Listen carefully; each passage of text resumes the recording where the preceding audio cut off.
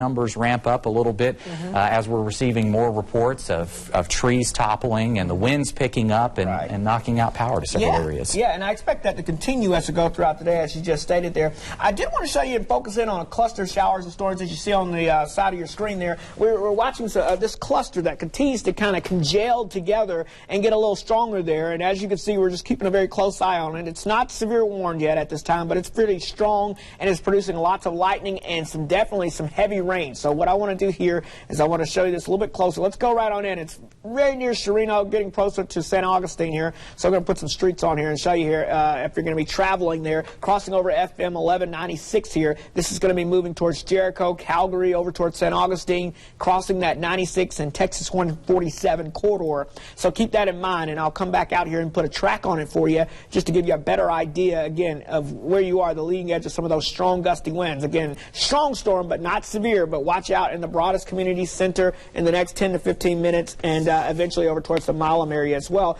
It is moving out of Lufkin now, but still the heavy rainfall continues over there in Lufkin, so just keep that in mind as we progress throughout the morning here. But again, we've got also more rain off towards the north and northwest there. I know a lot of people are asking, what about us in the northwest? So let's show you that real quick here. Again, you got some light to moderate rain from Greenville to Sulphur Springs over towards, let's say, the Mount Pleasant area here, but that's a little band of rain that's lifting off to the north and east. Notice a dry slot. Dry. If you want to get outside right now and do something really quickly in Gun Barrel City to Canton, Mineola, down towards Edom and Coffee City, but that may not last too long, so just keep that in mind. And then back off towards the south, notice the showers and thunder showers developing again. That cluster will continue to move to the north. So, again, we're definitely not going to be done by any means with any of this rainfall over the next, really, couple of days here. We've just got rain on the way. We've just got new information in from the Rusk County Sheriff's Office, and they're actually advising anyone in the county to stay off the roads. Sergeant David Roberts there of the Rusk County Sheriff's Office is telling folks that all roads in Rusk County are unsafe for travel and asking people to stay home if at all possible. Lexi Cook is standing by with some new images in showing some flooding across the area. Yeah, before we show you those images, actually we just got another email. East Texas Baptist University says they're delaying until 10 a.m. now.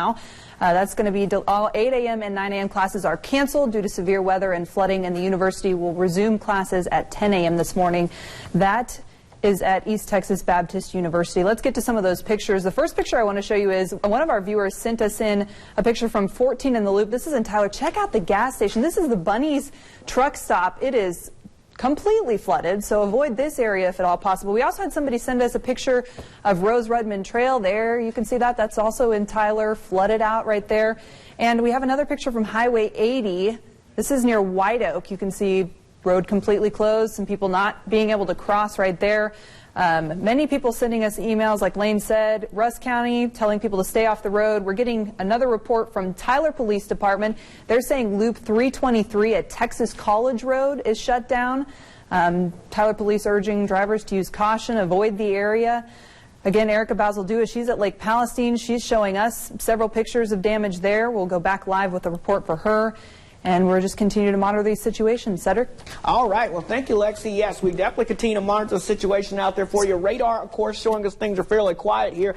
If we, you know what I can do here? I'm going to pull up one of our WeatherBug cameras here from Lufkin here to show you what's going on down in that area there. Here's we've got our very own camera already set up there. There we go. You can see very cloudy, wet Drury and Lufkin Middle School. This is in Lufkin there, and if you notice closely, we've got some water there traveling down the roadways there. So again, you want to take it very slowly if you're out and about there, because we are, of course, dealing with all of this rain that continues to work its way on through the region here. So let's recap again here, show you the rain, where it is now and where it's moving. You can see the heaviest activity over east and east central portions of the area.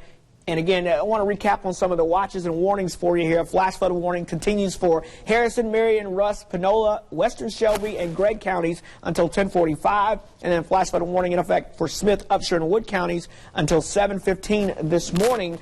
Plus, we've got also a flash flood warning in effect for Morris Camp, Titus, Bowie, and also Cass counties. And can't forget about Henderson County as well. So, again, that's why we're kind of on this, because we do basically have a flash flood situation going on across the area, and it's definitely life-threatening in some places there. And again, this is very important to heed the warning of turn around, don't drown, okay? Because again, when you see that water covering the roadways, that's what we need to worry about there. And again, the water levels can rise quickly, folks, and at that time, once the water rises, it's too late if you're already in the water to turn around. So again, that's why we always urge you to do that there as well. Keep an eye on some of those storms that are firing up in deep East Texas as well, down towards the south. Storm Prediction Center is monitoring this area for a potential severe weather watch coming up soon. So we're going to keep a very close eye on that for you as we progress throughout the morning here, as activity continues to go on into that area there, and we get new information on that there. So we're watching that very closely for you. And again, right now, please send in your reports or anything that you have to us as well,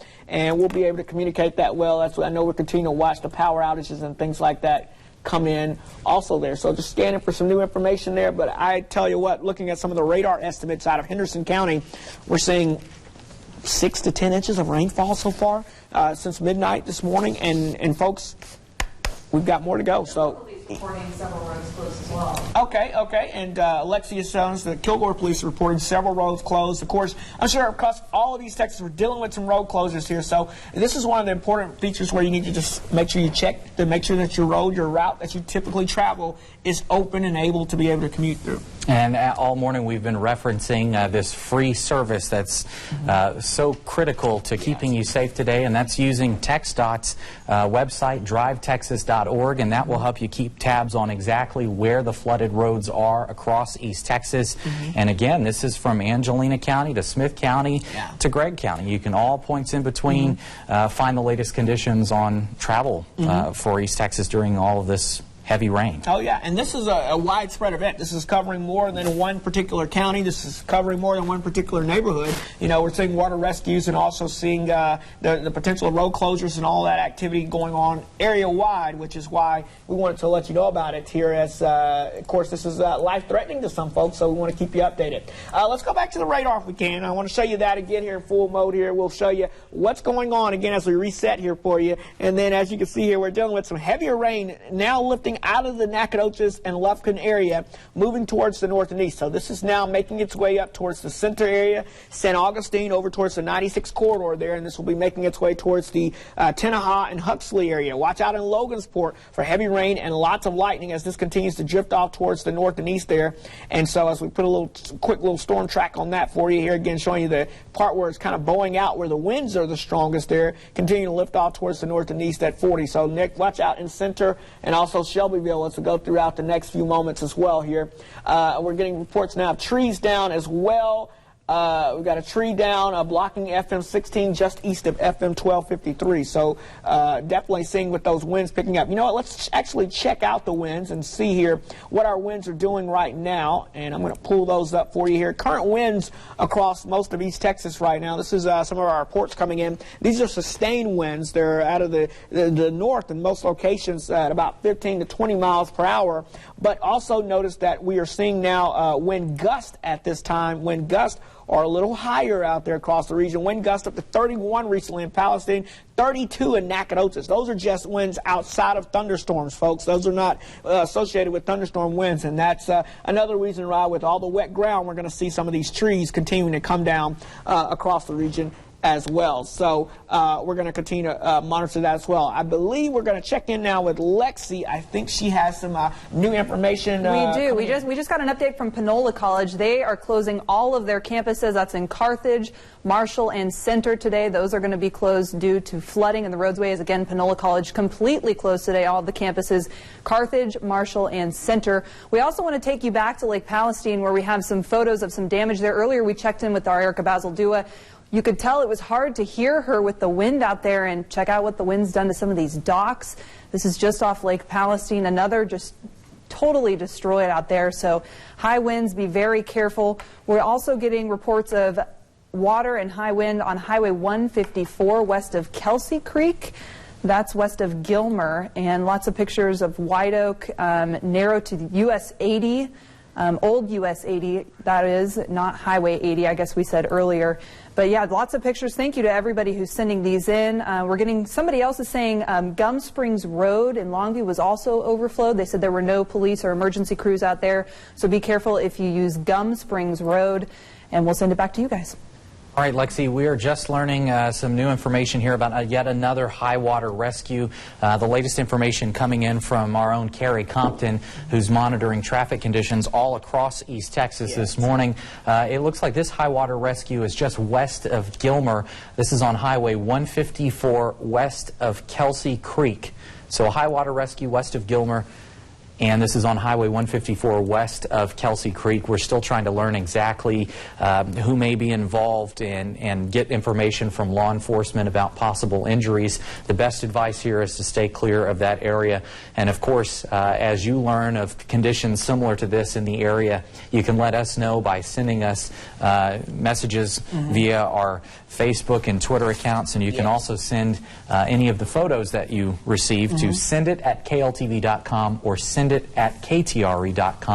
and this will help us kind of paint the picture of what East Texans are seeing this morning. Yes, a lot of water out there, that's for sure. And of course, I pulled up that spot on radar for you. If we can pull that up there as well, I'll put that on the side of the screen here. And this is just west of Gilmer here on Texas 154. And notice we've got more moderate to heavier rainfall about to stream on into the area as we speak there. So more moderate rainfall moving in. This is near Kelsey and the Enoch area, heading up towards Rosewood there. And this will be crossing up towards 271. That's another area where we're dealing with that. And notice to the south, man, more moderate to heavy rainfall from Pritchett down to Big Sandy and Wilkins, and that is moving north, heading towards you in Gilmer and just west of Gilmer. So even Texas 155, more heavy rainfall likely streaming into that area as well. And again, this is all lifting off towards the north and east here. The good news for our friends off towards the western half of the area, at least for now, Mineola, Canton, Tyler, back towards Athens, over towards Palestine, the 287 corridor into Grapeland and Crockett, things are drying out for now. And we'll take the dry break here. That'll allow these waters to recede a little bit. But look what's going on towards the south. You guessed it, more showers and storms developing quickly. And these will be streaming in as we head towards the midday hour. So obviously we are definitely not done with the rain. And it's going to be a few days before we can finally say we're clearing things out across the area. How were we as far as drought conditions prior to this rain event today? Great question. You know, we had that rain event that happened last week that really helped us out. We were starting to see some abnormally dry conditions showing up, but things are improving out there. In fact, let's go ahead on and I'm going to pull up the drought monitor here for you. We show you this particularly at times on the air to show you some of the dry air in place here. And as you can see, as of now, right now, we're looking at things looking great across East Texas. There is that little abnormal stripe across the I-20 corridor area, and of course we're under flash flood warnings now. So I would expect this to kind of disappear as we go throughout the next update, which actually comes out on Thursday. So stay tuned for that. But it looks like we're going to be seeing some much needed water, but maybe a little too much moving into the region here across the area. So that's going to be something of concern out there that we've got to watch.